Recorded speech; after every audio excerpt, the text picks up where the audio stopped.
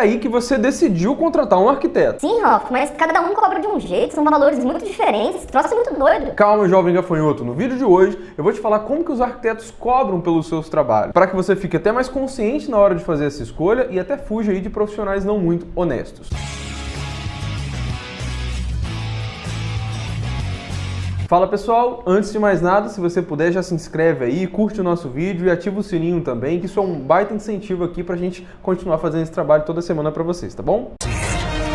Mas vamos lá, pessoal. Existem várias formas, assim, dos arquitetos cobrarem pelos seus honorários. Eu vou falar aqui pra vocês de 4 formas e no final eu vou dizer qual delas eu acho mais justa, qual que eu acho que é mais legal, tanto pro cliente como pro profissional. Vamos começar com o primeiro deles, que são as tabelas, tá? Existem algumas tabelas aí de honorários no mercado, até mesmo do nosso conselho, né, o CAL, Conselho de Arquitetura e Urbanismo, que eles meio que vão dando uma balizada, assim, nos valores, tá? E por que eu não acho esses valores de tabela muito justos? Porque geralmente eles balizam pra cima. E aí, às vezes, você pega um profissional que está começando, que tem poucos custos, poucos gastos. É difícil você falar que essa pessoa vai cobrar a mesma coisa de um arquiteto que já está há muito tempo no mercado, que tem uma experiência muito grande. É igual, por exemplo, você ir numa pizzaria de bairro da sua cidade. Por que a pizza lá é mais barata do que uma pizzaria do bairro mais nobre? Porque essa pizzaria de bairro, ela tem custos menores, ela tem um aluguel menor, talvez tenha menos funcionários. Enfim, quando você vai numa pizzaria de um bairro mais nobre, você não está pagando só pela pizza, você está pagando pelo aluguel dele, que é mais caro, pelos impostos dele, aquela coisa toda. Agora todas as peças se encaixaram. Então, se você pega um valor só numa tabela dessa e baliza todos os profissionais, existe uma grande chance dela não estar sendo muito justa. A segunda forma que os arquitetos cobram aí pelos seus honorários é através de porcentagem de obra. E essa aqui eu não acho muito justa pelo seguinte, vamos dizer que a gente tem um projeto de um banheiro, tá?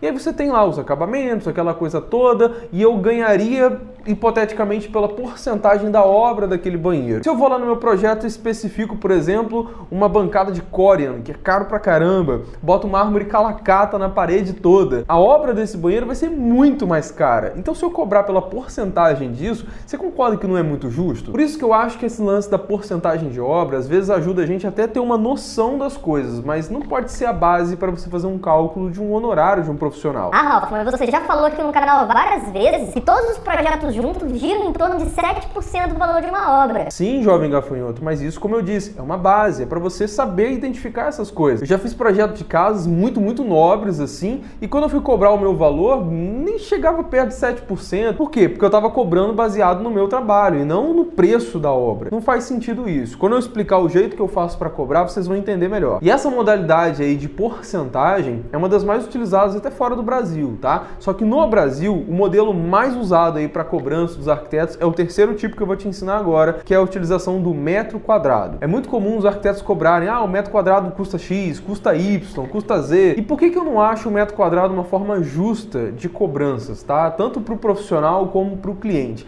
Eu vou dar um exemplo aqui que eu já falei várias vezes, pode ser que você já tenha me escutado falar, mas vale a pena sempre trazer porque ele é muito bom. Vamos dizer que 2 clientes querem construir uma casa, uma do ladinho da outra, o terreno é igual, é no mesmo local, mesmo condomínio, são 2 terreninhos ali, e que ambos querem uma casa de 200 metros quadrados. Só que o cliente A, ele quer uma casa, por exemplo, de um padrão simples, basicona, uma casa térrea, enfim. Já o cliente B, ele quer uma casa, por exemplo, que é um sobrado, ele quer, por exemplo, uma casa com um telhado de 10 águas, ele quer, por exemplo, um guarda-corpo ali, todo detalhado, todo personalizado, ele quer uma escada curva, ele quer um monte de coisa nesse sentido. Só para vocês saberem, só por ser um sobrado ou não, a casa do cliente B, ela vai levar muito mais tempo para ser projetada. A casa do cliente A, às vezes com 2, 3 cortes ali, você já consegue mostrar todas as alturas, tudo direitinho. Já o cliente B, que tem um telhado todo detalhado, assim, você tem que fazer uns 10 cortes e olha lá. Fora essas coisas mais personalizadas aí que eu falei, como a escada curva, o guarda-corpo ali todo cheio de adorno. Enfim, o que eu quero dizer para vocês?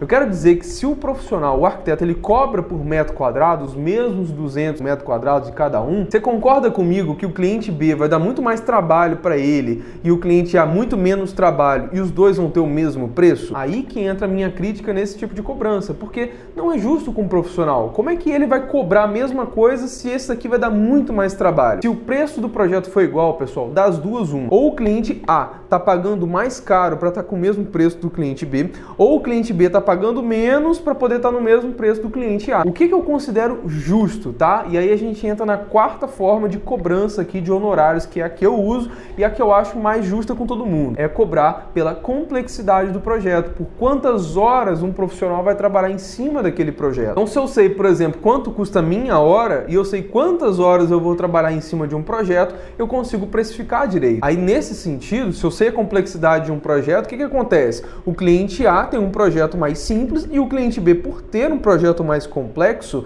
ele vai ter um número de horas maior para ser executado e, obviamente, o preço dele vai ser um pouquinho mais alto. Dessa forma, eu acho que é justo comigo, com o meu trabalho, e é justo com o cliente também, que está tendo um trabalho mais complexo do que o outro, que tem um trabalho mais simples. Tá vendo só por que eu falei que aqueles 7% de todos os projetos arquitetônico, estrutural, instalações, executivo e tal, tá vendo como é que aquilo é só uma estimativa para você ter uma noção? Ah, Ralf, então você tá me dizendo que os profissionais que não cobram desse jeito, igual você, eu tenho que fugir deles? Quem cobra por metro quadrado tá fazendo errado? Não, jovem gafanhoto, não é uma questão de fazer certo, fazer errado, são metodologias. Eu acredito que dessa forma, por hora, é mais justo com o profissional e é mais justo com você que é cliente também. Não existe o certo e o errado. Dessa forma, por complexidade, o arquiteto não vai balizar o preço dele pelo preço que você está pagando uma obra, por quantos metros quadrados são. Ele vai basear no tempo que ele vai gastar para poder projetar aquilo para você.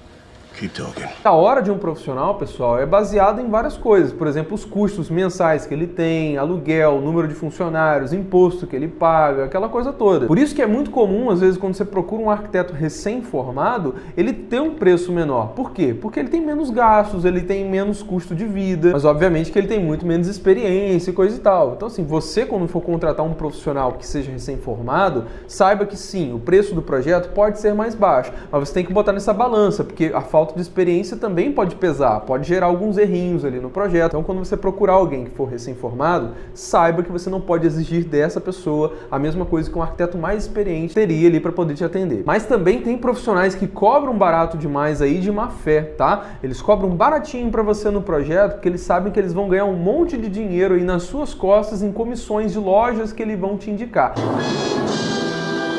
Eu já fiz um vídeo aqui falando sobre isso, é um vídeo meio polêmico, eu vou deixar ele aqui em cima, assiste lá para você se prevenir aí desse tipo de profissional. Mas vamos lá agora algumas dicas para você não passar aperto na hora de fazer essa contratação. Primeiro de tudo, faça o orçamento com pelo menos 3 profissionais, pelo menos 3. E importante, pessoal, quando você fizer um orçamento, seja com arquitetos ou com qualquer empresa para contratar qualquer coisa, é muito importante você analisar o escopo do que eles estão te oferecendo, item por item, para você poder comparar se eles estão oferecendo as mesmas coisas. Não adianta você ir num escritório e ele te oferecer um baita projeto executivo com arquitetura, estrutura, instalações, aquela coisa toda, e no outro o cara só orçou para você o projeto legal. Se você pegar só o valor no final, vai dar uma diferença muito grande. Então você tem que olhar o escopo para ver se você está comparando as mesmas coisas. É igual uma pessoa que vai cotar, por exemplo, com empresas de vidro, né? Vidraçaria. Aí tem uma empresa que tipo, botou todos os vidros da sua casa com 6 milímetros e o outro botou com 8 milímetros. Se você não reparar esse tipo de coisa, vai dar uma diferença muito grande de preço. Então, toda vez que você for comparar empresas, profissionais, o que quer que seja,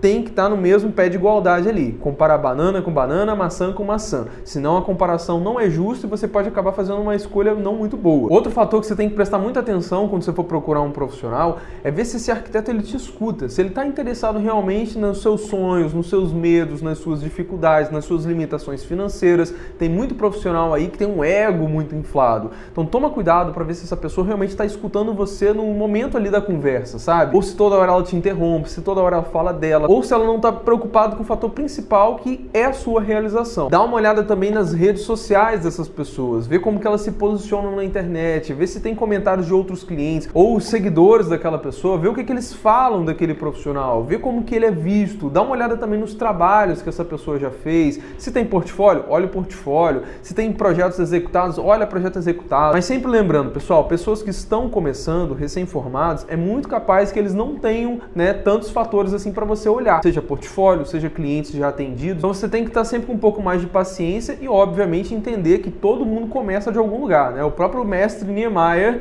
começou um dia sem ter cliente nenhum, sem ter experiência nenhuma e, poxa, hoje é um dos maiores arquitetos da história do mundo. Nunca contrate baseado só no preço. Se você encontrou algum profissional e esse cara está com preço muito abaixo do que os outros, liga o sinalzinho de alerta, porque existe uma grande chance dessa pessoa estar querendo ganhar algum dinheiro pelas suas costas, com fornecedores, com lojas, e isso tá errado. Não tente me tapear. Uma outra forma que você tem aí de cara já descartar um profissional é quando você entra em contato com ele, seja ligando, seja por e-mail, seja pelo Instagram, enfim. E essa pessoa te dá um orçamento assim por alto, né? Falou com você rapidinho ali. Ah, beleza, o seu projeto vai custar mais ou menos tanto. Todo arquiteto responsável, ele sabe que para dar um orçamento para o cliente, ele tem que ouvir o cliente. Ele tem que marcar uma reunião, ele tem que ouvir, ele tem que olhar no olho, ele tem que saber o que o cliente precisa. E isso não precisa ser só presencial, não, pessoal. Você pode fazer por videoconferência. Hoje em dia tem várias formas aí, plataformas para você usar isso aí de graça, que é super simples. Então toma cuidado com esses profissionais que te respondem de uma forma muito fria, assim, sem te dar a devida atenção. Bem, pessoal, é isso. Eu espero que eu tenha contribuído aqui para vocês. Se é uma dúvida, uma curiosidade que muita gente traz aqui nos comentários para mim. Não importa se o seu arquiteto usa qualquer uma dessas 4 metodologias aqui. O importante é você ver o preço final que ele está te cobrando e o escopo que ele está te oferecendo na hora de você comparar com outros profissionais com quem você estiver cotando. Pessoal, muito obrigado por você ter assistido esse vídeo até aqui. Se você puder se inscrever no canal, eu vou te agradecer muito. Se puder dar um like também e compartilhar com algum amigo seu que talvez esteja aí contratando arquitetos nesse momento. Tenho certeza que esse vídeo aqui vai poder ajudá-lo. Lembre-se sempre, valorize o seu sonho, contrate um arquiteto bom e até o próximo vídeo, pessoal. Um grande abraço. Tchau, tchau.